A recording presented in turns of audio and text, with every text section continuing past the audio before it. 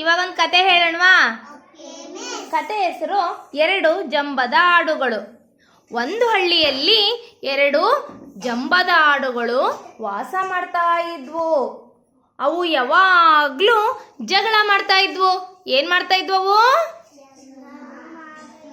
ಅವು ಬರೀ ಯಾವಾಗ ನೋಡಿದ್ರು ನಾನೇ ಹೆಚ್ಚು ಅಂತ ಬರೀ ಹೆಮ್ಮೆ ಪಡ್ತಾ ಇದ್ವು.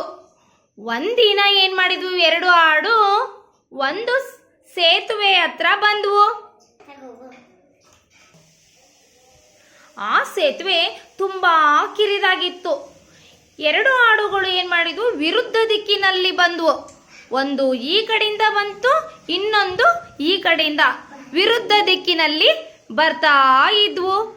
ಅವು ಎರಡು ಒಂದೇ ಸಮಯದಲ್ಲಿ ಆ ಕಡೆ ಹೋಗ್ಬೇಕು. ನಾನು ಈ ಕಡೆ ಹೋಗ್ತೀನಿ, ನಾನು ಈ ಕಡೆ ಹೋಗ್ತೀನಿ ಅಂತ ಎರಡೂ ಜಗಳ ಮಾಡಕತ್ತಿದ್ವು. ಆದ್ರೆ ಈ ಜಗಳ ಮಾಡ್ತಾ ಮಾಡ್ತಾ ಏನಾಗ್ಬಿಡ್ತು, ಇದು ದಾರಿ ಬಿಡ್ಲಿಲ್ಲ, ಈ ಆಡು ದಾರಿ ಬಿಡ್ಲಿಲ್ಲ. ಎರಡೂ ದಾರಿ ಬಿಡ್ಲಿಲ್ಲನೆ ಏನಾಗ್ಬಿಟ್ವು ಅವು ಎರಡು ಆಡುಗಳು ಕೆಳಗಡೆ ನದಿ ಇತ್ತು, ನದಿ ಒಳಗಡೆ ಬಿದ್ದು ಬಿಟ್ವು.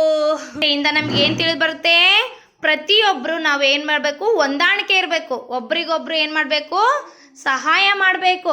ನೀನು ಹೋಗಪ್ಪ, ಆಮೇಲೆ ನಾನು ಹೋಗ್ತೀನಿ ಅನ್ನೋ ಒಂದು ಹೊಂದಾಣಿಕೆ ಭಾವನೆ ಇರಬೇಕು. ನೀವು ಸಹ ಹಾಗೆ ಇರ್ತೀರಾ? ಎಲ್ರು ಆಡಿನ ಥರ ಇರ್ತೀರಾ? ಇಲ್ಲ, ನೀವೆಲ್ಲರಿಗೂ ಹೊಂದಾಣಿಕೆ ಇರ್ತೀರಾ ತಾನೆ? ಓಕೆ.